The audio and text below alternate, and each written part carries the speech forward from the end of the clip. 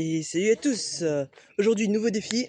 Donc aujourd'hui plus précisément on va aller faire un tour vers Villepinte et plus précisément en longeant le canal. Entre ceux qui longent le canal en entier jusque Sète, ceux qui vont vers Carcassonne, ceux qui vont vers Toulouse. Donc aujourd'hui nous on va aller s'attaquer à Cassinodary, enfin on va aller voir cette partie là.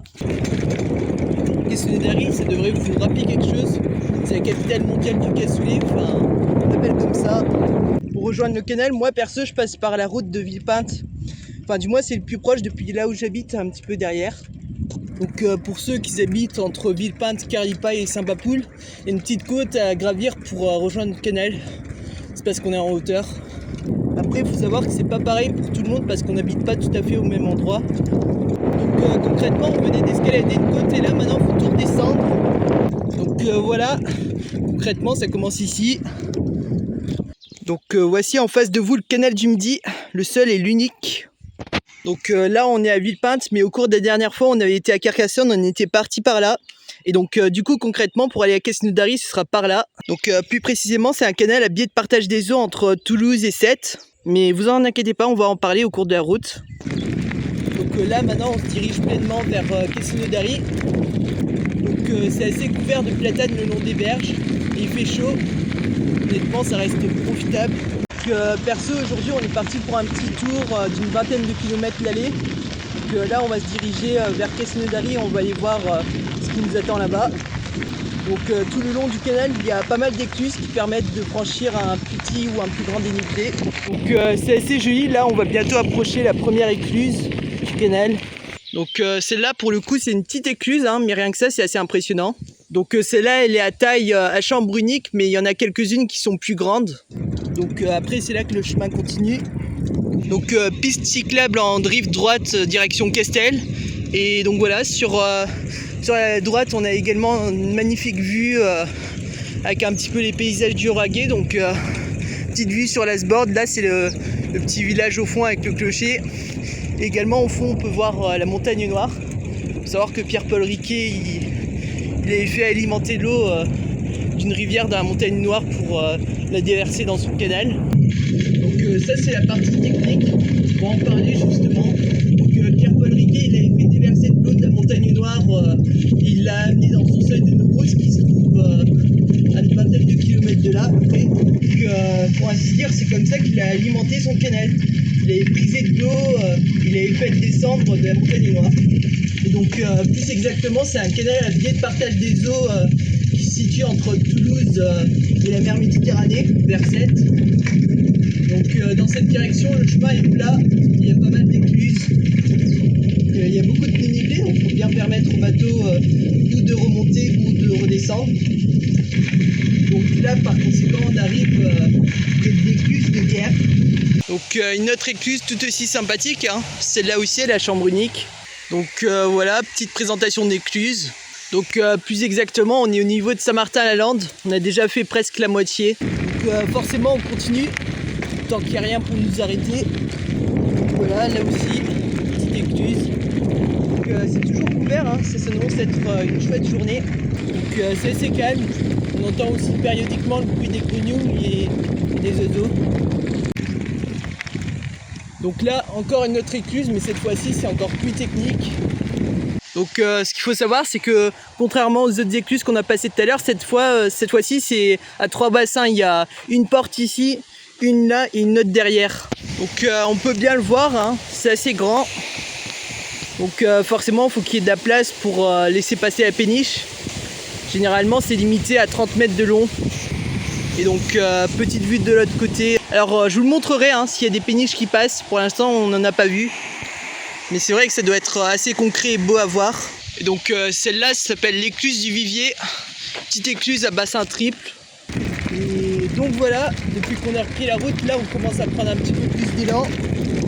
Donc pour ainsi dire, il y a toute une histoire hein, qui se cache derrière la création de ce canal. Donc c'est vrai, je dois avouer, ça fait assez longtemps qu'il parlait de projeter de la création du canal, car c'est que Pierre-Paul Riquet qui a eu la richesse et l'ingéniosité pour le concevoir ce canal, parce qu'il fallait des plans techniques à l'époque et étudier les caractéristiques du terrain et ça coûtait beaucoup de ressources. Et il disposait de l'aide et il avait également une équipe d'ingénieurs spécialisés. Et donc pour autant ce fut une longue histoire. Et donc voilà, sinon on a pris de l'élan, on va commencer à s'avancer vers encore une autre écluse. Donc celle-là c'est l'écluse de Gaille, mais elle est à bassin double. Donc ici aussi c'est bordé de platanes tout le long. On va dire c'est vraiment le coin où il y a de la verdure. Et puis c'est facile d'accès surtout. Et donc là on se rend compte qu'on avance vraiment à une bonne vitesse. On va tout droit le clocher, là c'est juste ici. Et donc voilà, on arrive à Castellodari. Alors on remarque parce qu'il y a un super grand dénivelé à franchir d'un coup. Donc c'est parce qu'on est en train de franchir les écluses Saint-Roch. Et donc ça monte. Donc c'est la petite écluse à l'entrée de Castellodari en fait. Ça marque l'arrivée au centre-ville. Donc ça c'est parce que ça a été un gros dénivelé à franchir. Et donc forcément en bateau pour passer cette écluse, faut attendre un certain temps. Faut attendre que les portes s'ouvrent, se ferment, 4 fois. On va aller voir le grand bassin de l'autre côté, enfin le grand bassin de la ville. Donc c'est vraiment un port offshore qui a été construit au milieu de la ville à la pelle et à la pioche sous Louis XIV. Donc là ils ont aménagé un petit square avec un petit espace. Donc des platanes dont certains sont bicentenaires. Et donc voilà la petite base portuaire. Ouais, parce qu'ils ont fait 2 bassins et donc celui-là c'est le petit bassin, enfin le port. On va aller faire un petit tour au centre-ville, on va voir ce qu'il y a de beau à faire. Donc d'ailleurs ils sont en train de faire un petit marché en ce moment. Et donc voilà, arrivé à la kebaberie, on va s'installer confortablement et manger. Ou alors se restaurer pour être plus littéraire. Donc voilà, on s'est arrêté en plein centre-ville, donc un petit peu le prospectus, vous voyez. Donc maintenant, ça va être entre la nourriture et moi, mais ça c'est une autre histoire. Que je vous propose qu'on fasse un petit récapitulatif de l'aller, et après tout à l'heure on se retrouvera à Action pour le retour.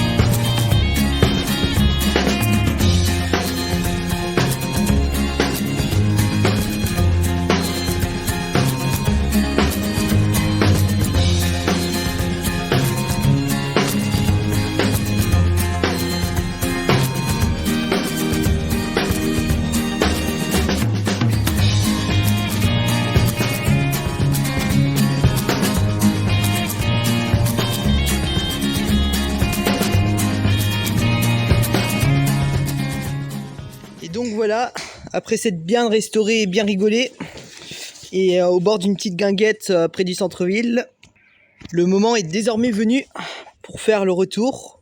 Mais avant, on va aller passer à Action pour faire quelques bons achats. Donc là, on va aller retrouver le canal, mais c'est pas tout à fait le même endroit que tout à l'heure. On va juste utiliser cette partie du canal pour contourner un petit peu les voitures sur le sud-ouest. Donc là, on descend dans la partie industrielle parce que Action et les autres magasins ils sont un petit peu plus bas. Donc ici, ils ont aménagé une petite cyclable. Donc on peut pédaler tranquillement en évitant les voitures. Donc autrement dit, pour aller faire ses courses à vélo, c'est là.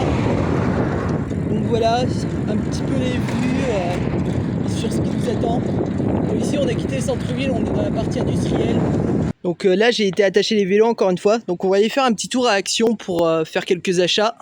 Donc c'est juste histoire de faire des petites courses. Donc voilà, il y a du matériel pour vélo.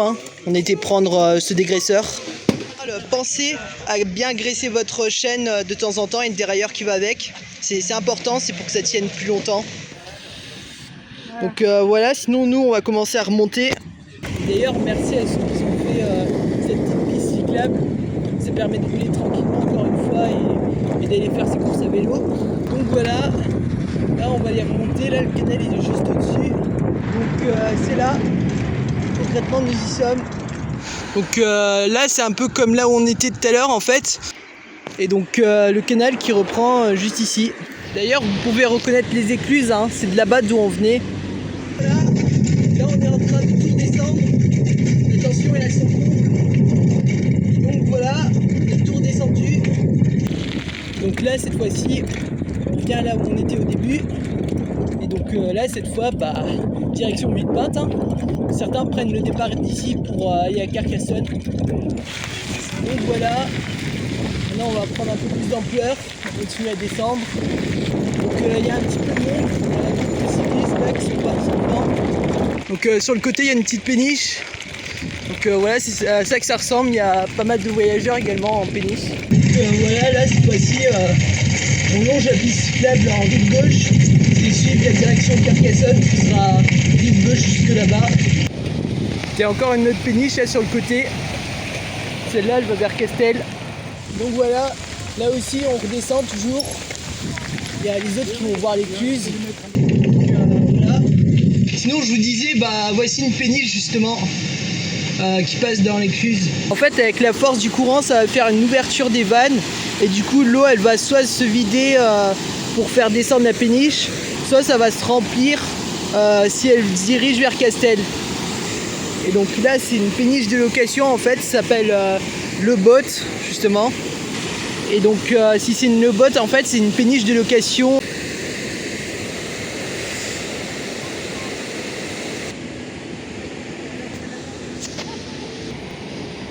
Et donc voilà en fait c'est le remplissage des vannes. Les eaux elles sont en train de se remplir, du coup ça va permettre à la péniche de passer par dessus.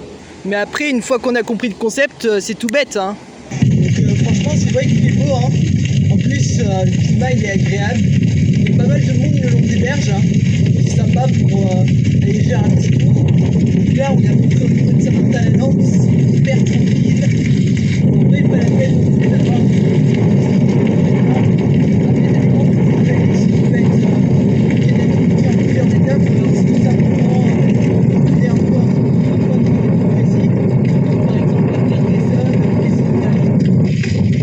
j'ai aussi l'habitude de faire le canal du Midi en aller-retour, par exemple, que ce soit à Kesundari, Carcassonne ou autre. Mais au moins c'est pas mal parce que ça me permet de profiter de l'instant présent, de découvrir des nouvelles choses, d'aller visiter tout simplement la cité à vélo par exemple, enfin la cité de Carcassonne. Ou alors d'aller jusqu'à Kesundari, de manger à un restaurant, de profiter de la terrasse.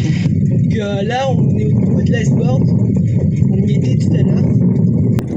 Ouais, donc ça c'est quand je vous avais parlé en fait de la première écluse et quand je vous avais fait un petit peu les présentations de ça, ouais, c'était bien là, on était bien là en fait. Donc il était plus frais que tout à l'heure, c'est agréable. Tout à l'heure il faisait chaud, mais maintenant là il fait un petit peu plus frais, là les températures ont un petit peu baissé. En même temps on est couvert par les platanes, hein. C'est vrai que c'est franchement agréable, à la fois un effet sur les paysages et on se voit un petit peu à l'eau. Donc une petite péniche au bord du canal, certaines d'entre elles qui peuvent être utilisées comme chambre d'hôte. Donc là on est arrivé à Villepinte. Vous voyez également le petit épanchoir là sur la gauche où c'est qu'on avait pris le départ. Donc concrètement c'est à ça que ça sert en fait l'épanchoir, c'est il y a une vanne en dessous et ça permet de déverser le trop-plein du canal du Midi quand il pleut en fait. Pendant les fortes périodes de crue et de pluie, il y a le trop-plein qui se déverse en dessous et ça permet de rajuster le niveau des eaux du canal et de prévenir l'inondation des berges. Et donc du coup ils ont créé un système qui permet de déverser l'eau en dessous et après ça part dans les fossés et dans d'autres rivières. Et donc voilà, concrètement on va remonter jusqu'à arriver au point de départ complet. Et là concrètement on est en train de remonter ce qu'on avait descendu tout à l'heure. Là concrètement ça se remet à descendre. Donc c'est peut-être le message comme quoi après l'effort, le réconfort, on a tout simplement autre chose. Donc là on arrive à Villespie. Donc voilà, concrètement en fait on revient là où on était parce que c'était mon point de départ personnel. Après on habite tous bien quelque part, hein. C'est ce qui nous permet d'avoir des stratégies géographiques. Et donc voilà, nous on arrive. Donc voilà, maintenant je vous propose qu'on aille faire le point et ranger les vélos ensemble. Après on habite tous bien quelque part, hein. C'est ce qui nous permet d'avoir des stratégies géographiques. Et donc voilà, nous on arrive. Donc voilà, maintenant je vous propose qu'on aille faire le point et ranger les vélos ensemble.